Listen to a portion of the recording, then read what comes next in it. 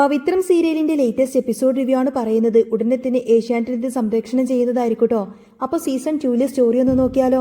വിക്രം ജയിലിലായിരിക്കും. പുറത്ത് പകലാണോ രാത്രിയാണോ എന്ന് പോലും തിരിച്ചറിയാൻ കഴിയാത്ത വിധം ഇരുളടഞ്ഞ ആ ഒരു മുറിക്കുള്ളിൽ അവന്റെ കണ്ണുകൾ ശൂന്യതയിലേക്ക് തറഞ്ഞു നിന്നു. ദിവസങ്ങളായി അവൻ ആഹാരമൊന്നും കഴിച്ചിട്ടില്ല. മെലിഞ്ഞൊട്ടിയ മുഖവും പാറിപ്പറന്ന മുടിയും താടിയും ആ പഴയ വിക്രമിൽ നിന്നും അവന് ഒരുപാട് മാറ്റിയിരുന്നു. ഓരോ നിമിഷവും അവനൊരു യുഗം പോലെയാണ് അവന് തോന്നിയത്. കണ്ണു ചിമ്മുമ്പോഴെല്ലാം അവന്റെ മനസ്സിലേക്ക് ഓടിയെത്തുന്നത് ചോരയിൽ കുടച്ചു കിടക്കുന്ന സ്വന്തം അനിയൻകുട്ടന്റെ മുഖമാണ്. അവനെ രക്ഷിക്കാൻ കഴിയാതെ പോയതിന്റെ നിസ്സഹായത ഒരു തീക്കനലായ വിക്രമിന്റെ നെഞ്ചിൽ എരിഞ്ഞുന്നുണ്ടായിരുന്നു. ജയിലിലെ മറ്റു തടവുകാരെല്ലാം അവരുടെ ജോലികളിലും സംസാരങ്ങളിലും ഏർപ്പെടുമ്പോൾ വിക്രം മാത്രം ആരും മിണ്ടാതെ തന്റേതായിട്ടുള്ള ആ ഒരു ഇരുണ്ട ലോകത്തേക്ക് ഒതുങ്ങിക്കൂടി. ഇടയ്ക്കിടയ്ക്ക് അവന്റെ ചുണ്ടുകൾ വിതുമ്പെടുന്നുണ്ടായിരുന്നു. വേദ, നീ എവിടെയാണ്? അങ്ങനെ ഒരു നേർത്ത ശബ്ദം ആ ഒരു ചുണ്ടുകളിൽ നിന്നും പടർന്നു. പെട്ടെന്നാണ് സെല്ലിന്റെ വരാന്തയിലൂടെ കനത്ത ബൂട്ടിന്റെ ശബ്ദം ഉയർന്നു കേട്ടത്. ജയിലിലേക്ക് പുതുതായി ചാർജെടുത്ത സൂപ്രണ്ടായിരുന്നു അത്. ഗാംഭീര്യമുള്ള മുഖവും കൂർത്ത നോട്ടവുമുള്ള അദ്ദേഹത്തെ ഓരോ സെല്ലിലൂടെ ഇങ്ങനെ നടന്ന് തടവുകാരെ നിരീക്ഷിക്കുന്നുണ്ടായിരുന്നു. പെട്ടെന്നാണ് അദ്ദേഹത്തിന്റെ കണ്ണുകൾ മൂലയിൽ ചുരുണ്ടുകൂടിയിരിക്കുന്ന വിക്രമിനെ ഉടക്കിയത്. എന്താണോ അവനൊരു പ്രത്യേകത? മറ്റെല്ലാവരും അവരുടേതായിട്ടുള്ള കാര്യങ്ങൾ നോക്കുമ്പോൾ അവൻ മാത്രം എന്താ ഇങ്ങനെ അനങ്ങാതെ മാറിയിരിക്കുന്നത്? സൂപ്രണ്ട് കൂടെയുണ്ടായിരുന്ന പോലീസുകാരനോട് ചോദിച്ചു. സാറേ, അവനെ കണ്ടിട്ട് പാവമാണെന്നൊന്നും തോന്നണ്ട. ഒറ്റ നോട്ടത്തിൽ ഒരു പാവമാഷിന്റെ മകനാണെന്നേ പറയൂ. പക്ഷേ അവൻ ഇവിടെ കിടക്കുന്നത് ഒരു കൊലപാതക കേസിലാണ്. ഒരാളെ നിഷ്കരുണം തന്നെ കുത്തിക്കൊന്നതിന്റെ പേരിലാണ് അവൻ ഈ ജയിലിൽ വന്നത്. പോലീസുകാരൻ പുച്ഛത്തോടെ പറഞ്ഞു. സൂപ്രണ്ട് ഒന്നുകൂടി വിക്രമിനെ സൂക്ഷിച്ചു നോക്കി. ആ മുഖത്തൊരു കൊലപാതകിയുടെ ക്രൂരതയോ ഭാവങ്ങളോ അദ്ദേഹത്തിന് കാണാൻ കഴിഞ്ഞില്ല. പകരം ആരുടെയോ സ്നേഹത്തിനായി ദാഹിക്കുന്ന വല്ലാത്തൊരു നിസ്സഹായതയാണ് ആ കണ്ണുകളെ നേളിച്ചത്. പക്ഷേ നിയമത്തിന് മുന്നിൽ അവനൊരു കുറ്റവാളിയാണല്ലോ എന്നോർത്തപ്പോൾ അദ്ദേഹം മുന്നോട്ട് നടന്നു.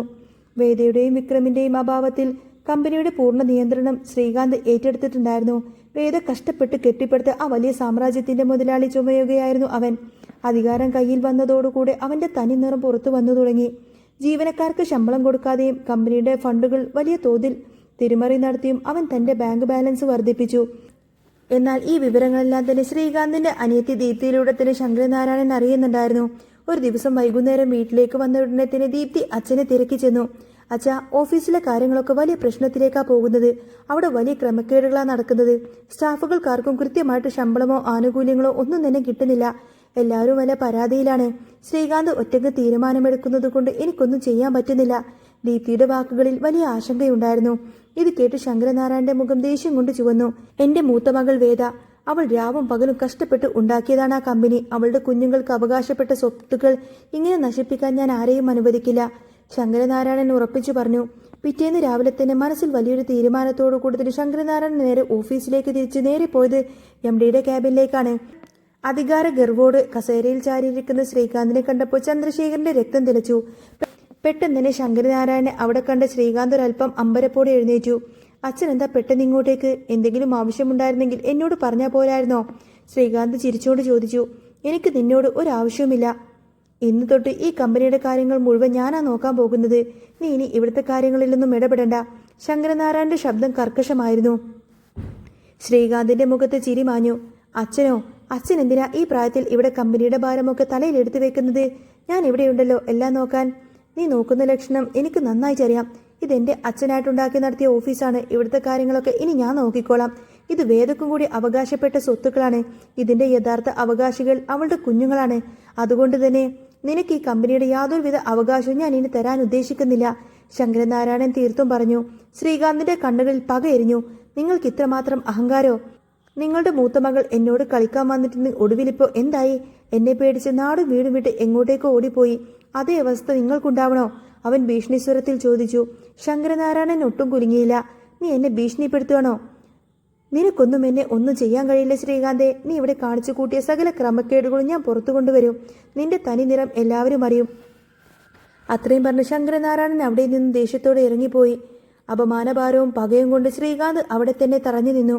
ശങ്കരനാരായണനെ എങ്ങനെയെങ്കിലും ഇല്ലാതാക്കണമെന്ന് അവൻ ക്രൂരമായി തന്നെ മനസ്സിൽ കണക്കുകൂട്ടി.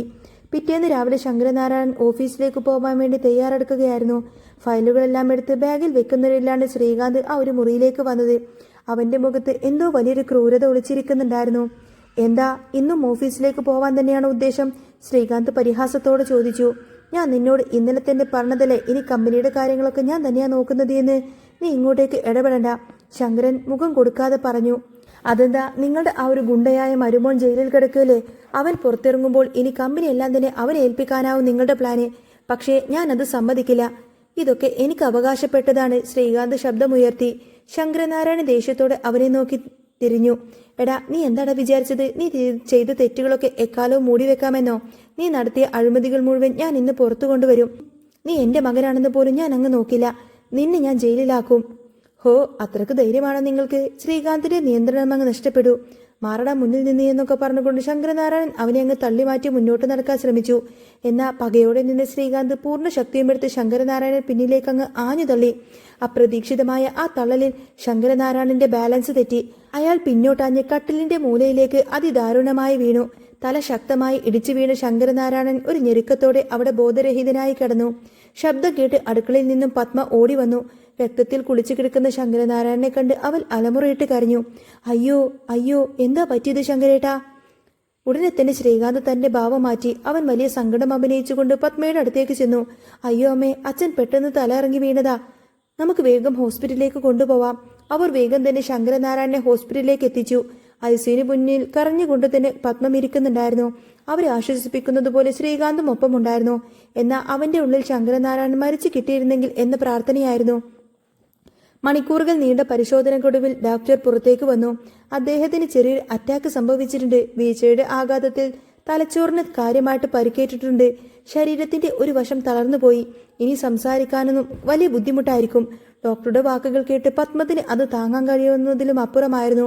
അവൾ പൊട്ടിക്കരഞ്ഞു. എന്നാൽ ശ്രീകാന്തിന്റെ ഉള്ളിൽ വലിയൊരു ആഘോഷം തന്നെ നടക്കുകയായിരുന്നു. ഇനി ഇവൻ കമ്പനിയുടെ കാര്യത്തിൽ ഇടപെടാനൊന്നും വരുന്നില്ലല്ലോ. സംസാരിക്കാൻ പോലും പറ്റാത്ത ഒരു ജീവച്ഛവം. അവൻ മനസ്സിലിങ്ങനെ ചിരിച്ചു. ഇതേ സമയം ആയിരക്കണക്കിന് കിലോമീറ്ററുകൾക്കപ്പുറം ഡൽഹിയിലെ കൊടും തണുപ്പിൽ വിക്രമിന്റെ ജീവന്റെ പാതിയായ വേദ ഒറ്റപ്പെട്ട ജീവിതം നയിക്കുകയായിരുന്നു. അതും നിറവയറുമായി. ശ്രീകാന്തിന്റെ ഗുണ്ടകളെ ഭയന്ന് സ്വന്തം വീടും നാടും അച്ഛനമ്മമാരൊക്കെ വിട്ടുകൊണ്ട് അവൾ അവിടേക്ക് എത്തിയിട്ട് ഒരൊറ്റ ലക്ഷ്യത്തോടുകൂടെ മാത്രമായിരുന്നു. തന്റെ വയറ്റിൽ വളർന്ന വിക്രമിന്റെ കുഞ്ഞിനെ സുരക്ഷിതമായി ഈ ലോകത്തേക്ക് എത്തിക്കണം. ഡൽഹിയിൽ അവളുടെ സുഹൃത്തായ പ്രീതയുടെ കൂട്ടുകാരിയാണ് വേദയ്ക്ക് അഭയം നൽകിയത്. വളരെ പാവപ്പെട്ട കുടുംബത്തിലെ കുട്ടിയാണവൾ. വേദയെ സ്വന്തം ചേച്ചിയെ പോലെ നോക്കി. വേദയ്ക്ക് തുടർന്ന് പഠിക്കാനുള്ള സഹായങ്ങളും മറ്റും അവൾ ചെയ്തു കൊടുത്തു. വിക്രമിനെ കുറിച്ചോ നാട്ടിലെ കാര്യങ്ങളെക്കുറിച്ചോ യാതൊരു വിവരവും വേദക്കുണ്ടായിരുന്നില്ല. ഓരോ ദിവസവും വിക്രമിന്റെ ഫോട്ടോ നെഞ്ചോട് ചേർത്ത് പിടിച്ച് അവൾ കരയുമായിരുന്നു. പെട്ടെന്നൊരു രാത്രിയിൽ വേദയ്ക്ക് പ്രസവ വേദന അനുഭവപ്പെട്ടു. ആ കൊടും തണുപ്പിൽ അവളെയും കൊണ്ടുപോയി ആ പെൺകുട്ടി നേരെ ഹോസ്പിറ്റലിലേക്ക് ഓടി. വേദനയുടെ പരമാർത്ഥത്തിലും വേദ വിക്രമിനെ വിളിച്ചുകൊണ്ടിരുന്നു. ഒടുവിൽ ഒരു പുതിയ വെളുപ്പാങ്കാലത്ത് വേദ ഒരു പെൺകുഞ്ഞിന് ജന്മം നൽകി. കുഞ്ഞിനെ ആദ്യമായി കളികളിലേക്ക് ഏറ്റുവാങ്ങുമ്പോൾ അവളുടെ കണ്ണുകളിൽ നിന്നും കണ്ണുനീര് ധാരധാരയായി ഒഴുകി. വിക്രം, നമ്മുടെ കുഞ്ഞാണിത്, ഒരു നോക്ക് കാണാൻ നീ ഉണ്ടായിരുന്നുവെങ്കിൽ, അവൾ കുഞ്ഞിന്റെ നെറ്റിയിൽ ചുംബിച്ചുകൊണ്ട് വിതുമ്പി. വിക്രം എവിടെയാണെന്നോ അവൻ ഇനി എന്ത് സംഭവിച്ചെന്ന് കാണുമോ എന്നൊന്നും അറിയാതെ വേദയുടെ മനസ്സുരുകി കരഞ്ഞു. ജയിലിൽ വിക്രമിനെ കാണാനായി വർക്ക്ഷോപ്പിലെ രാജേട്ടനും മറ്റു സുഹൃത്തുക്കളൊക്കെ എത്തി. അവരെ കണ്ട ഉടനെ തന്നെ വിക്രമിന്റെ കണ്ണുകൾ നിറഞ്ഞു. അവൻ കമ്പിയഴിക്കുള്ളിൽ പിടിച്ചുകൊണ്ട് ചോദിച്ചു, രാജേട്ടാ, എന്റെ വേദ, അവൾക്ക് എങ്ങനെയുണ്ട്? അവളെപ്പറ്റി വല്ല വിവരവുമുണ്ടോ? രാജേട്ടൻ സങ്കടം കടിച്ചമർത്തിക്കൊണ്ട് പറഞ്ഞു, ഇല്ല വിക്രം, വേദയെക്കുറിച്ച് ഒരു വിവരവും ഇതുവരെ ഞങ്ങൾക്ക് കിട്ടിയിട്ടില്ല. നിന്റെ അച്ഛനും അമ്മയൊക്കെ ഒരുപാടധികം അന്വേഷിക്കുന്നുണ്ട്. നീ വിഷമിക്കേണ്ട, അവൾ എവിടെയോ സുരക്ഷിതമായിട്ടുണ്ടാവും. നീ പുറത്തിറങ്ങി വരുന്ന ദിവസം അവൾ ഉറപ്പായിട്ടും നിന്റെ മുന്നിലേക്ക് വരും. പിന്നെ നാട്ടിൽ വേറെ ചില കാര്യങ്ങളൊക്കെ നടന്നു വിക്രം. ശങ്കരനാരായണൻ ഇപ്പോൾ ഹോസ്പിറ്റലിലാണ്. അദ്ദേഹത്തിന് സ്ട്രോക്ക് വന്ന് ഒരു വശം തളർന്നു കിടക്കാണ്. സംസാരിക്കാൻ പോലും വയ്യ. രാജേട്ടൻ പറഞ്ഞു. എന്ത്? അച്ഛനോ? അതെങ്ങനെ സംഭവിച്ചു? വിക്രം ഞെട്ടലോടെ ചോദിച്ചു. അതൊക്കെ ആ ശ്രീകാന്തിന്റെ പണിയാണെന്നാ എല്ലാവരും പറയുന്നത്. അവന് സ്വത്തിനോടുള്ള ആർത്തി കാരണമാ. പിന്നെ വാസവൻ സർ MLA സ്ഥാനം രാജിവെക്കാൻ പോവാണ്. അദ്ദേഹത്തിന്റെ മകൻ വരുണിനെ കൊന്നത് നീ അല്ല എന്നും ആ ശ്രീകാന്താണെന്നും അദ്ദേഹത്തിന് മനസ്സിലായി തുടങ്ങി. ദീപ്തിമോൾ ആ വിവരം വാസവൻ സാറിനെ അറിയിച്ചിട്ടുണ്ടത്രേ. വാസവൻ സാർ രാജിവെച്ച ആ സീറ്റ് ശ്രീനി സാറിന് കൊടുക്കാനാ പ്ലാന്. ശ്രീനി സാർ നിനക്ക് വേണ്ടി ഹൈക്കോടതിയിൽ അപ്പീൽ കൊടുക്കാൻ നോക്കുന്നുണ്ട്. രാജേട്ടൻ പ്രതീക്ഷയോടെ പറഞ്ഞു. ഞാനൊരു തെറ്റും ചെയ്തിട്ടില്ല രാജേട്ട. എന്റെ കൺമുന്നിട്ട എന്റെ അനിയൻകുട്ടിനെ ആ പാപികൾ കൊന്നത്. വിക്രം പൊട്ടിക്കരഞ്ഞു പോയി. ഞങ്ങൾക്കെല്ലാം അറിയാം വിക്രം, നിനക്കൊരാളെ കൊല്ലാൻ കഴിയില്ല എന്ന് ഞങ്ങൾക്കെല്ലാവർക്കും നല്ല ഉറപ്പുണ്ട്. നീ ഇല്ലാതെ നമ്മുടെ വർക്ക്ഷോപ്പിൽ ഒരു ശവപ്പറമ്പ് പോലെയാണിപ്പോ. നീ ധൈര്യമായിട്ടിരിക്ക്, സത്യം എന്തായാലും പുറത്തു വരും. രാജേട്ടൻ അവനെ ആശ്വസിപ്പിച്ചുകൊണ്ട് മടങ്ങി. ഒരു ദിവസം രാവിലെ സൂപ്രണ്ട് ജയിലിലെ റൗണ്ട്സ് കഴിഞ്ഞിങ്ങനെ വരികയായിരുന്നു. പതിവ് പോലെ തന്നെ മൂലയിൽ മാറിയിരിക്കുന്ന വിക്രമിനെ അദ്ദേഹം കണ്ടു. എന്താണ് നീ എപ്പോഴും ഇങ്ങനെ ഒറ്റയ്ക്കിരിക്കുന്നത്? ഇന്നത്തെ ഡ്യൂട്ടിയിലുള്ള PC വന്നിട്ടില്ല. നീ എന്റെ കൂടെ വാ. എന്റെ ക്യാബിനിലെ ഫയലുകളൊക്കെ ഒന്ന് ഒതുക്കി വെക്കണം. ഭയങ്കര പൊടിയാ, അവിടെയൊക്കെ ഒന്ന് തൂത്ത് വൃത്തിയാക്കണം. സൂപ്രണ്ട് പറഞ്ഞു. വിക്രം യാതൊരു മടിയും കൂടാതെ അദ്ദേഹത്തിന്റെ പിന്നാലെ പോയി. ക്യാബിനിലെ ഫയലുകളൊക്കെ അടുക്കി വെക്കുന്നതിന് സൂപ്രണ്ട് അവനോട് വിവരങ്ങളൊക്കെ ചോദിച്ചറിഞ്ഞു. അവന്റെ പേരും നാടും പഠിച്ചതൊക്കെ അവൻ വളരെ ശാന്തമായി തന്നെ മറുപടി നൽകി. ജോലിയെല്ലാം തീർത്ത് വിക്രം തിരിച്ചു പോകുമ്പോൾ തുടങ്ങുമ്പോഴാണ് സൂപ്രണ്ടിന്റെ ഭാര്യ അശ്വതി അങ്ങോട്ടേക്ക് വന്നത്. പെട്ടെന്ന് വിക്രമിനെ കണ്ട അശ്വതിയുടെ കണ്ണുകൾ വിടർന്നു. അല്ല, ഇത് വിക്രമല്ലേ? അവൻ അത്ഭുതത്തോട് ചോദിച്ചു. സൂപ്രണ്ട് സംശയത്തോടെ ഭാര്യയെ നോക്കി. നിനക്കിവനെ അറിയാമോ? അറിയാമോന്നോ? ചേട്ടാ, ഇവൻ എന്റെ കോളേജ് മേറ്റ് ആയിരുന്നു. ഞങ്ങൾ സ്കൂളിലും കോളേജിലൊക്കെ ഒന്നിച്ചു പഠിച്ചതാ. സുധാകര മാഷിന്റെ മകനാണിവൻ. ഞാൻ ചേട്ടനോട് പറയാറില്ലേ, സ്കൂളിൽ സ്പോർട്സിലൊക്കെ വലിയ മിടുക്കനായിരുന്ന ഒരു കുട്ടിയുണ്ടായിരുന്നു എന്ന്. അതിവനാണ് വിക്രം. എല്ലാ കോമ്പറ്റീഷനിലും ഇവൻ പങ്കെടുക്കും, സമ്മാനങ്ങളും വാങ്ങും. ക്യാമ്പസിലെ വലിയൊരു തരംഗം തന്നെയായിരുന്നു അന്ന് വിക്രം. എല്ലാവർക്കും ഭയങ്കര ഇഷ്ടമായിരുന്നു. പഠിക്കാനും വലിയ മിടുക്കനായിരുന്നു. അശ്വതി ആവേശത്തോടെ പറഞ്ഞു. പിന്നെ വിക്രമിനെ നോക്കി അവൾ സങ്കടത്തോടെ ചോദിച്ചു. വിക്രം, നിനക്കെന്താ പറ്റിയത്? നീ എങ്ങനെയാ ഈ അവസ്ഥയിൽ ഇവിടെ എത്തിയത്? നീ ജില്ലാ ജഡ്ജിയുടെ മകളെ കല്യാണം കഴിച്ചെന്നൊക്കെ ഞാൻ അറിഞ്ഞിരുന്നല്ലോ. പിന്നെ എങ്ങനെ നീ ഇവിടെ എത്തിയത്? വിക്രം ഇതൊന്നും കേട്ടു നിൽക്കാനാവാതെ തലകുനിച്ച് അവിടെ നിന്നും വേഗത്തിൽ നടന്നുപോയി. അശ്വതി ഭർത്താവിന്റെ അടുത്തേക്ക് വന്ന് ദയനീയമായി പറഞ്ഞു. ചേട്ടാ, അവനൊരു തെറ്റും ചെയ്തിട്ടുണ്ടാവില്ല. എനിക്ക് അവനെ ചെറുപ്പം തൊട്ടേ അറിയാവുന്നതാണ്. അവനൊരു ഉറുമ്പിനെ പോലും നോവിക്കാൻ കഴിയില്ല. ഇതിലെന്തോ വലിയ ചതി നടന്നിട്ടുണ്ട്. ചേട്ടൻ അവനെ ഒന്ന് സഹായിക്കണം. ഭാര്യയുടെ വാക്കുകൾ സൂപ്രണ്ടിന്റെ മനസ്സിൽ വലിയൊരു ചിന്തയുണ്ടാക്കി. അദ്ദേഹം രഹസ്യമായി വിക്രമിന്റെ പഴയകാല റെക്കോർഡുകളൊക്കെ പരിശോധിച്ചു. ഒരു ചെറിയ ക്രിമിനൽ പശ്ചാത്തലം പോലും അവനില്ല എന്ന് അദ്ദേഹം കണ്ടെത്തി. വളരെ മാന്യനായ ചെറുപ്പക്കാരൻ, അധ്വാനിച്ച് ജീവിക്കുന്നവൻ. പിന്നെ എങ്ങനെ അവൻ ഇവിടെ എത്തിയെന്ന് അദ്ദേഹം വിക്രമിനെ വീണ്ടും വിളിപ്പിച്ചു. എനിക്ക് നിന്നെക്കുറിച്ച് കൂടുതൽ അറിയണം വിക്രം. അശ്വതി പറഞ്ഞ കാര്യങ്ങൾ മാത്രമേ എനിക്കറിയാവുള്ളൂ. എന്താ ശരിക്കും നടന്നത്? നീ എന്നോട് സത്യം പറയണം. സൂപ്രണ്ട് സ്നേഹത്തോട് ചോദിച്ചു. ആ സ്നേഹത്തിനു മുന്നിൽ വിക്രം തന്റെ മനസ്സുരുകി. അവൻ തന്റെ ജീവിതത്തിൽ നടന്ന മുഴുവൻ കാര്യങ്ങളും, വേദിയൊപ്പമുള്ള പ്രണയവും വിവാഹവും, ശ്രീകാന്തിന്റെ ശത്രുതയും, അനിയൻകുട്ടന്റെ മരണവും, ഒടുവിൽ താൻ ഇങ്ങനെ ഈ ഒരു കേസിൽ കുടുങ്ങിയെന്നെല്ലാം കണ്ണീരോടുകൂടെ തന്നെ അദ്ദേഹത്തോട് പറഞ്ഞു. വിക്രം തിരിച്ചും നിരപരാധിയാണെന്ന് അദ്ദേഹത്തിന് പൂർണ്ണമായും ബോധ്യപ്പെട്ടു. വിക്രമിന് നീതി വാങ്ങിക്കൊടുക്കണമെന്ന് സൂപ്രണ്ട് ഉറപ്പിച്ചു. അദ്ദേഹം വിക്രമിന്റെ നാട്ടിലെ പോലീസുകാരുമായി ബന്ധപ്പെട്ടു. അപ്പോഴാണ് ഈ കേസിൽ വിക്രമിനെതിരെ കോടതിയിൽ ശക്തമായി വാദിച്ച് പ്രശസ്ത ക്രിമിനൽ വക്കീലായ ദർശനാണെന്ന് അദ്ദേഹം അറിയുന്നത്. ദർശനെ നേരിട്ട് കാണാൻ തന്നെ അദ്ദേഹം തീരുമാനിച്ചു. ഒരു മീറ്റിംഗ് അറേഞ്ച് ചെയ്ത് അദ്ദേഹം ദർശനെ കണ്ടു. സർ, വിക്രം ഒരു ക്രിമിനലാണ്. അവൻ എന്റെ അച്ഛനെയാണ് കൊന്നത്. അതുകൊണ്ടാ ഞാൻ അവന് പരമാവധി ശിക്ഷ വാങ്ങിച്ചു കൊടുത്തത്. ദർശൻ വളരെ ഉറപ്പോടെ പറഞ്ഞു. മിസ്റ്റർ ദർശൻ, നിങ്ങൾ നിങ്ങളുടെ അളിയനായ ശ്രീകാന്ത് പറഞ്ഞ കാര്യങ്ങൾ മാത്രമാണ് വിശ്വസിച്ചിരിക്കുന്നത്. കോടതിയിൽ അതനുസരിച്ച് തെളിവുകൾ ഉണ്ടാക്കി സമർപ്പിച്ചു. പക്ഷേ ഒരിക്കലും ഇതിന്റെ സത്യാവസ്ഥ അന്വേഷിക്കാൻ നിങ്ങൾ ശ്രമിച്ചോ? വിക്രം അങ്ങനെ ഒരാളാണെന്ന് നിങ്ങൾക്ക് തോന്നുന്നുണ്ടോ? സൂപ്രണ്ടിന്റെ ചോദ്യം ദർശന്റെ നെഞ്ചിൽ കൊണ്ടു. വിക്രം മുമ്പ് ചെയ്യാത്ത തെറ്റിനാ ജയിലിൽ പോയത്. ഇത്തവണയും അവനെ അവിടെ കരുതി കൂട്ടിക്കൊണ്ട് കുടുക്കിയതാണ്. എനിക്ക് സത്യം പുറത്തു കൊണ്ടുവരണം. അതിനായി ഞാൻ ഇടുക്കിയിലേക്ക്, ആ കൊലപാതകം നടന്ന രാജാക്കാട്ടിലേക്ക് പോവാണ്. താല്പര്യമുണ്ടെങ്കിൽ നിങ്ങൾക്കും എന്റെ കൂടെ വരാം. നിങ്ങളുടെ അച്ഛനെ ശരിക്കും ആരാ കൊന്നതെന്ന് അവിടെ ചെന്നാൽ മനസ്സിലാവും, സൂപ്രണ്ട് പറഞ്ഞു. ദർശന്റെ മനസ്സിൽ ഒരു സംശയം ഉടലെടുത്തു. ഞാൻ ചെയ്തത് തെറ്റായിപ്പോയോ? അവൻ കൂടെ വരാമെന്നും സമ്മതിച്ചു. അങ്ങനെ അവർ രാജാക്കാട്ടിലെത്തി. അവിടെ വെച്ച് SI സാബുവിനെയും മറ്റു സാക്ഷികളായ ജോബി, ഗീവർഗീസേട്ടൻ, മൈക്കിളച്ചൻ, സേതു എന്നിവരെയൊക്കെ കണ്ടു. സേതു സൂപ്രണ്ടിനോടായി പറഞ്ഞു തുടങ്ങി. സർ, ഞാൻ എന്റെ കണ്ണുകൊണ്ട് കണ്ടതാണെല്ലാം. ചന്ദ്രശേഖരനെ, ദർശന്റെ അച്ഛനെ കുത്തിക്കൊന്നത് ശ്രീകാന്താണ്. ആ സമയം വിക്രം അങ്ങോട്ടേക്ക് ഓടി വന്നതുകൊണ്ടാ അവനെ പ്രതിയാക്കിയത്. ഞാൻ ഇതിനൊരു ഐ വിറ്റ്നസ്സാ. ദർശൻ ഇത് കേട്ട് തരിച്ചുപോയി. പിന്നീട് ചോദ്യം ചെയ്യൽ SI സാബുവിന്റെ സത്യങ്ങളൊക്കെ തുറന്നു പറഞ്ഞു. സർ, വാസവൻ സാറിന്റെ മകൻ വരുണിനെ കൊന്നത് വിക്രമല്ല, ഞാനാണ്. ആ ശ്രീകാന്ത് എനിക്ക് പണം തന്നിട്ട് എന്നെ കൊണ്ട് കൊല്ലിപ്പിച്ചതാണ്. വരുണും ദീപ്തിയും തമ്മിൽ സ്നേഹത്തിലായിരുന്നു. അത് ശ്രീകാന്തിന് ഇഷ്ടമില്ലായിരുന്നു. അതുകൊണ്ടാ വരുണിനെ കൊണ്ട് കൊന്നത്. അതുമാത്രമല്ല, വിക്രത്തിന്റെ അനിയൻകുട്ടിനെ വെടിവെച്ച് കൊന്നത് ഈ ദർശൻ സാറിന്റെ അച്ഛൻ ചന്ദ്രശേഖരനാണ്. എല്ലാത്തിനും പിന്നിൽ കളിച്ചത് ആ ശ്രീകാന്താ.